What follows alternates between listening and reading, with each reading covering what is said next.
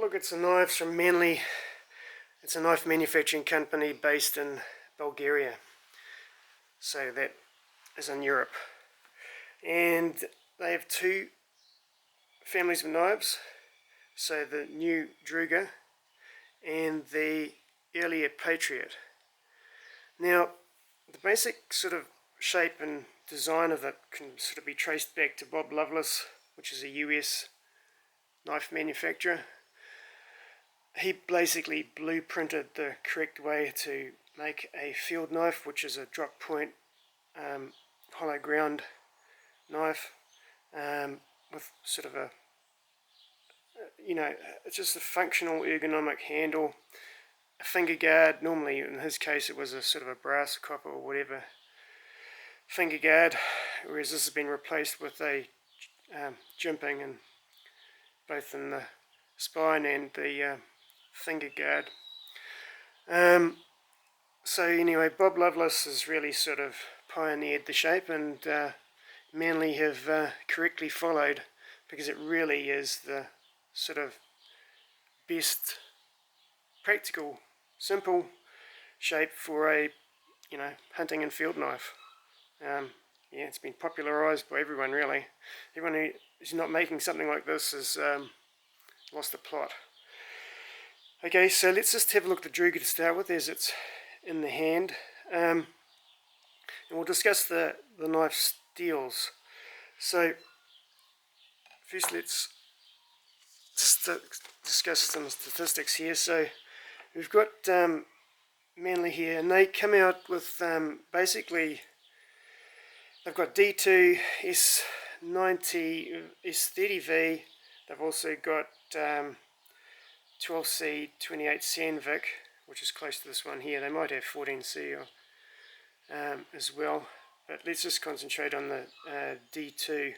They also have CPM 154, and you'll see here that there's a number of CPM powdered steels, which is it's just a method of creating a finer grained steel, which is for its hardness, it's considered to be tougher and more durable. In fact, earlier knife tests and that seemed to flatter those sort of edge retention and toughness a lot better than the results from this guy here, which is the Knife Informer, which you can find online.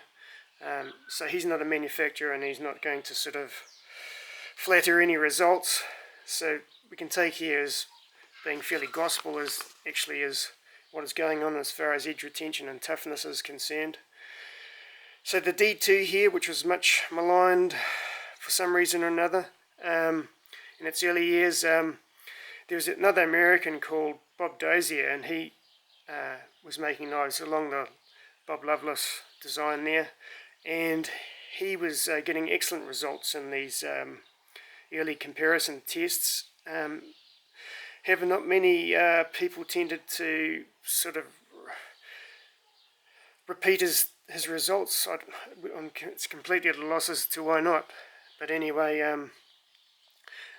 other consequential results seem to put D2, almost in line with an average steel, which it is not. So anyway, D2 is up here, and it's only 20% less edge retention than these really expensive ones.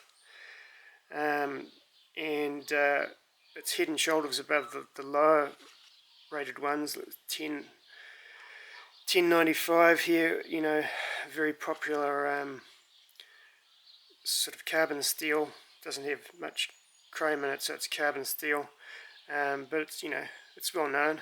420s down there, so these guys there are sort of 3 or 4 times less as good at edge retention. So you'd be able to cut 3 or 4 times more before you had to resharpen a D2 than you would these other average ones. Yeah, it's either twice or 3 or 4 times better as far as edge retention is concerned, and this is why the DT's become very popular. It's half the cost of the CPM ones or any of the other high grade, high-end non-powdered steels like the N6, N980, VG10 and the 145 CM or ATS34, the Japanese one. So that's why it's just, yeah, it's the one we've gone for, and everybody else has been using it of late. Yeah, we've had these out for several years now, the Patriot and D2. And so they've been well tested in New Zealand. And we'll talk about that as far as that goes concerned later. So let's just have a look at statistics. So the Drugar here is it's 160 in the G10, and the walnuts in both models are less heavier than the G10. In the Drugar it's 30 grams less than the G10. You can sort of see that G10's got a bit of class to it. It's got a little bit of a grain in it from the way because it's layered G10, and they sand it down so it exposes a bit of a grain to it, which is nice. Now obviously the wood one is walnut, and it's going to have a very nice grain to it, so aesthetically you want to go for the walnut perhaps, but don't overlook the G10. It's also got some grain to it. So there's screwed on scales or handles both sides. The spine and all the Patriot and the Drugar are 4mm thick. So the edge, or at least the length of the cutting edge, is 11.5 centimeters. In the the Patriot, it is 9 centimeters. That is the cut of the cutting edge. Now the Drugar has something of a drop point to it, whereas the Patriot, none really. Okay, but they are both hollow ground, and they're both, this has got the drop point, which is the sort of strictly Loveless design, so this is more of a straight one. But in terms of the beauty of this is that you've got a point for penetrating into things and also boning out, and also you've got a bit of curve at the end there, which is where you want it if you're going to do any slicing or sort of fine work when you're skinning. So yeah, everybody knows that a skinning knife is nice and rounded at the end, and a boning knife is really pointed at the end. Well, this combines both of those, a boning knife and a skinning knife in one, which is why the Loveless field knife became so popular. The handles on the Patriot have been hollow riveted on, and we have not had any problems with those. That's a bit of a survival thing. You could actually bind this onto a stick if you wanted to use it as a spear, but that's for these survivalists. I've actually put a hollow grind, a convex edge on this, and I've actually taken out a paintant for a sharpener on that as well. So I'm applying for that in the US at the moment, so we'll see how that goes. Now coming back to the Codex Sheath. So the Codex Sheath, obviously, as said, we've had this out in the New Zealand market for a couple of years, several years now, 4 probably, and it has not had one single failure, so it's reliable. I used to make a few of the leather sheaths for it. Obviously with the leather sheath you've got to wax it, otherwise the old knife will fall out when it gets wet because it tends to lose its shape, whereas Codex doesn't have that issue. And it can hold the knife in that position with the handle fully exposed, whereas if you really want a safe leather sheath, you want to have it deeply embedded in there so it won't fall out nice and tight. So it's not as easy to get hold of and to use as the kydex. And it just goes on the belt like that. It's just got a simple screw and a rubber washer as a spacer, and a nut on the other end, and you can actually sort of rotate it around to various holes and have it in different positions if you need it. At one stage I wore the Patriot as a neck knife just by putting some string through here, and I also heated up the kydex, just so there's just that sort of exposed, and then pushed that in further with a